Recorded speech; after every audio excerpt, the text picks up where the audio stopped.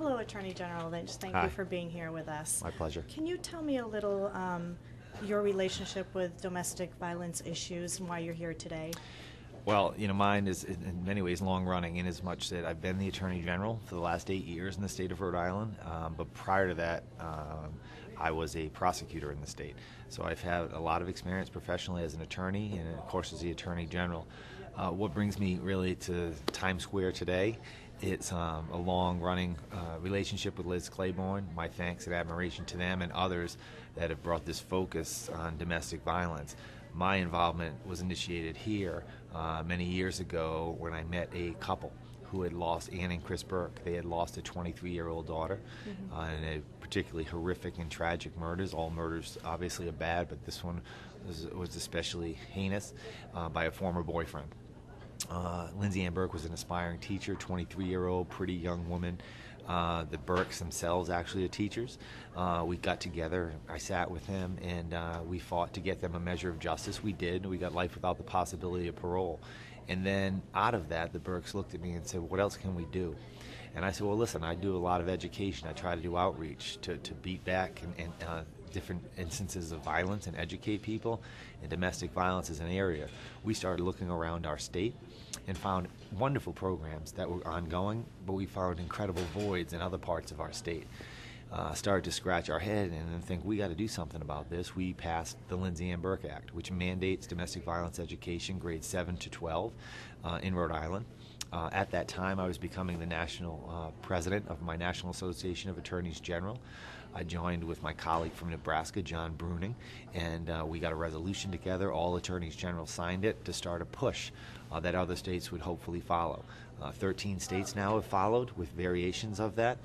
Sadly, every state has so many tragedies that we can point to and use, but Lindsay Ann Burke was the start of it, and I'm very grateful for the Burke strength. I can't even imagine what the horrors that they're going through, but the strength that they've shown, I know, have already helped many, many people. And as a dad, I have a 14-year-old daughter and a 13-year-old. They were 7 and 5 when I came into office.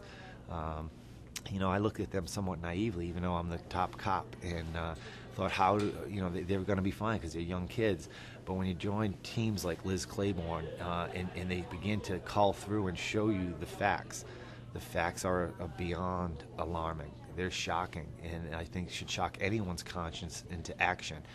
When you talk about the instances of domestic violence happening younger and younger, and the fact that it perpetuates violence when a victim at an early age is more likely to be a victim later on, it's sadness that we have to stop. And the best way to do it is not when, as a prosecutor, where we meet them, which is in a hospital, a courtroom, or a morgue.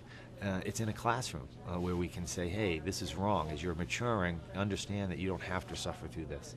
Right, and what I've been reading is that you have been going into, since 2003, going into the classrooms personally and talking to the kids about making good choices in life. Can you tell me a little about that, and how have kids reacted to that? Well, one of my greatest joys, I made a promise when I came in, is to try to connect with them, because I know in so many instances, not limited to domestic violence, reaching out to the young people is an important one, especially in middle school where they're starting to, get their value system firmly put in place. And I think I still talk to high school kids, but I talk to them about consumer issues because they're going off to college. I think when you get to middle school especially, that's why we were middle high schools, grades 7 to 12 on the domestic violence issue. I implore them to be careful and care about each other and yourselves as you're growing, so you can reach your dreams, yes, but so you have opportunities and you can mature in the right way. And the additional thing, think about you and I sitting here and how this is being broadcast.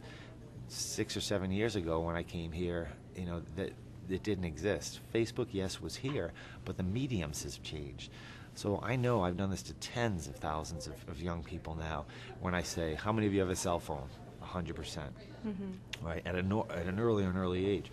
And here is, I think, a telling one, is how many of you text more than you speak on the phone? 98% of them are. It shows how young people, are digital natives, and I'm a digital immigrant. And as a parent, that's a frightening thing, because it adds to the problems that we see. A child can be next to a parent in a car and be tormented by somebody through text and other venues.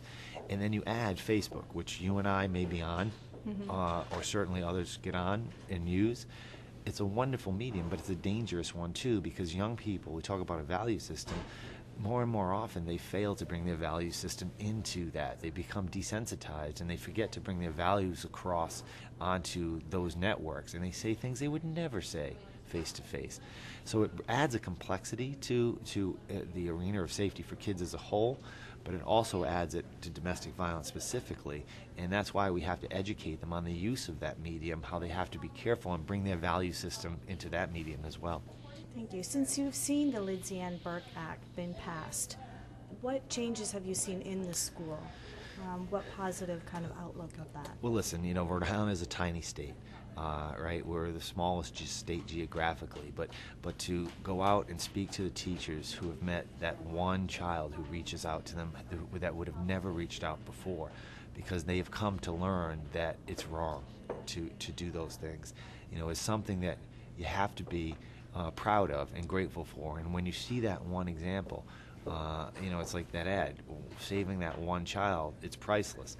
So I've already seen it there and know from other speaking and connecting with this incredible network, and obviously great corporate citizens like Liz Claiborne, we begin to see we can change this path, this epidemic that we're involved in, and we can push back against it.